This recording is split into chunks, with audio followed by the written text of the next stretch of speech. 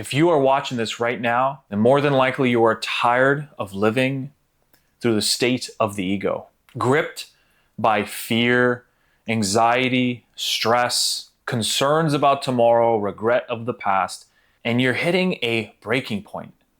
And what you're wanting to do is move towards a soul-led existence, one that sparks within you a curiosity, a call for adventure, a sense of meaning that pulls you towards something.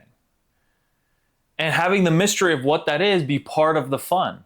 And today I want to distinguish between living an ego-led life and a soul-led life. And I want to discuss how they compare and what are the differences. That way you can distinguish where you're at currently. I always start by saying the ego is an assistant. They help, but they do not rule.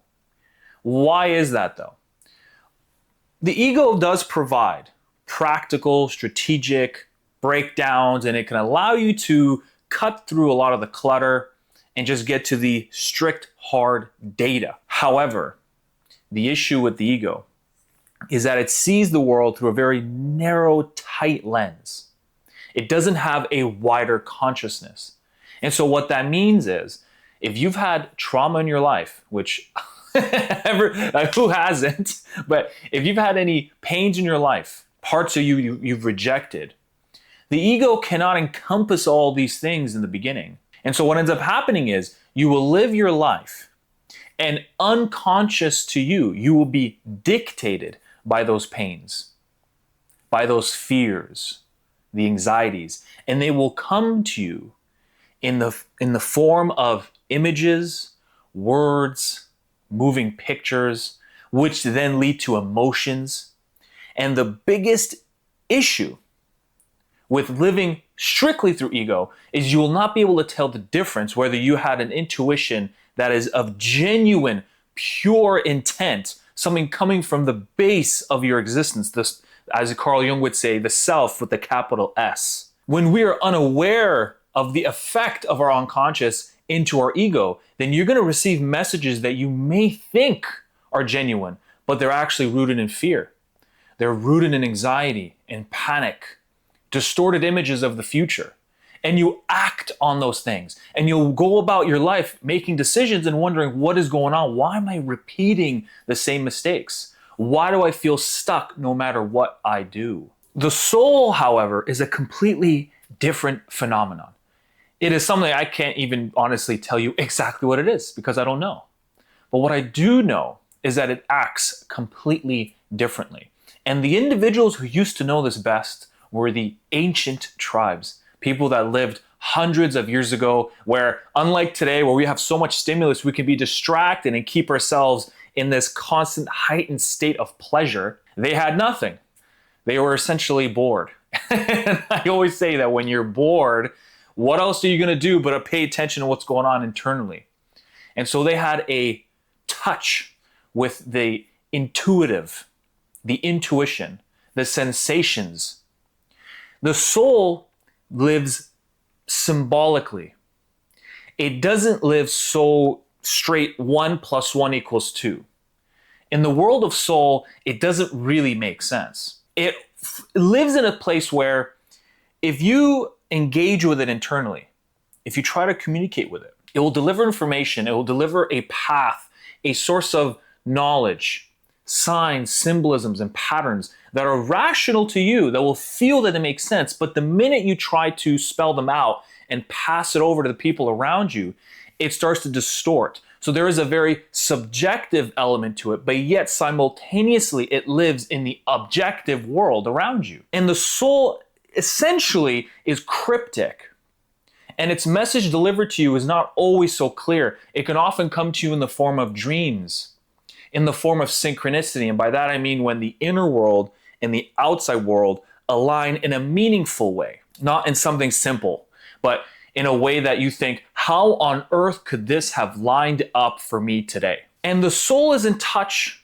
with the unconscious, the part of you that is vast. Think of it as a wide ocean that there is no end in sight and you have no idea of its depth. and you are just but a small island on the surface. An illustration by Carl Jung. As you can tell, I'm a big Carl Jung fan. And the soul, in my belief, is in touch with all of it. It knows something beyond what we can understand, which is why oftentimes, if you've ever been, maybe by luck or coincidence, or maybe by pure intent, have connected with a calling from your soul, you've made decisions and actions, and all of a sudden things just worked out in a very peculiar way. Perhaps it wasn't in the way you wanted originally, but nevertheless, it took you down a path that you actually find meaning and purpose and excitement and joy. And so, in other words, the soul is tapped into a vast, deep, ancient knowledge that, in a way, knows more than what our conscious container can hold. And so now, how do we navigate more to a soul-led life? Well, the first thing to understand is you want to break it down into three pieces. You have your mind, which is your ego. You have your heart, which is the space of love, compassion, patience, understanding. And then you have your soul, the realm of symbolism, the realm of pattern, cryptic messages, connection to divine. We predominantly will exist in one of three states. The majority, I would say, of the world today, including myself, have struggled with the mind being stuck in the upper region, because anything from the neck down, we've kind of cast it out as useless. We've casted it as mumbo jumbo religious talk, that we are far superior now, and we can inhabit just the mind of practical strategy, data analytics, proof and evidence. You have some that live predominantly in the heart, and of course you have some that live predominantly in the soul, but the balance, and this is in my method, my Rule of Three method, I emphasize you must have a balance of the three. And the way I like to describe it is soul-led, heart-wise, ego-assisted. You have a calling from your soul.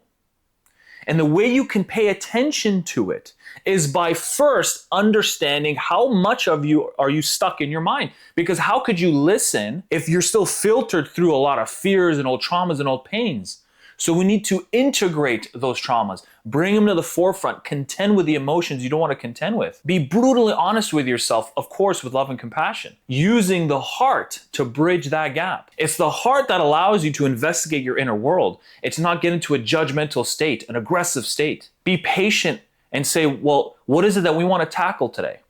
What can I pay attention to in myself now that I need to pay attention to? What part of me have I neglected? When we begin to clear the clutter from the mind, then we can start to bridge the gap from the heart down into the soul, where the soul will give you more, not clear, but it'll give you more aligned information as to what path you want to go down. And what's really fascinating, if you're still watching now, what that means is there's a part of you that's aching. You're feeling hurt. Something is gnawing at you from the center that is pulling you towards something.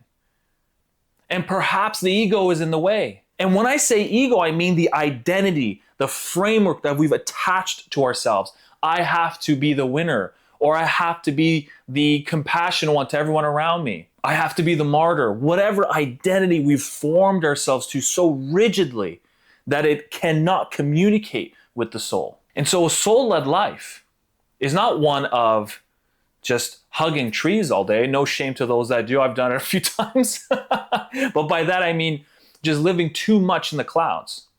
And it's also not living predominantly in the heart, where you'll show compassion in areas of your life that is not the right time to show compassion.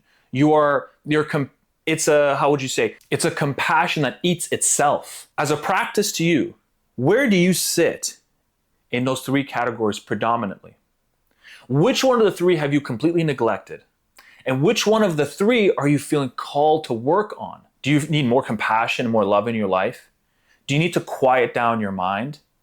Do you need to reconnect with your soul more? Or perhaps you are fully immersed in your soul and you're completely ignoring your heart, or you're completely ignoring your ego, which is an imbalance. I know this all can be overwhelming. So down below, I have two links. First link is to my free Identity Initiation Guide. This will give you the tools for the mind section, diving in to the base of your center where the stories exist, the story that's been controlling your life, that you think you're a failure, or you think that you can only be loved if you achieved a lot of success, which was my specific story.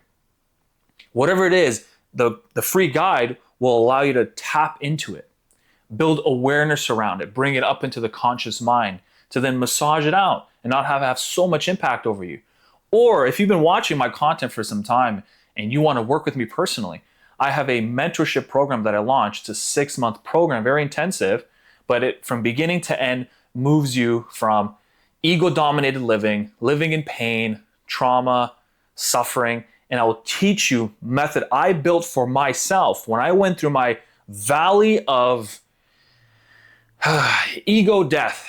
I would say it was a brutal time in my life. I was confused, had no purpose, no sense of direction, and I had to rebuild myself again.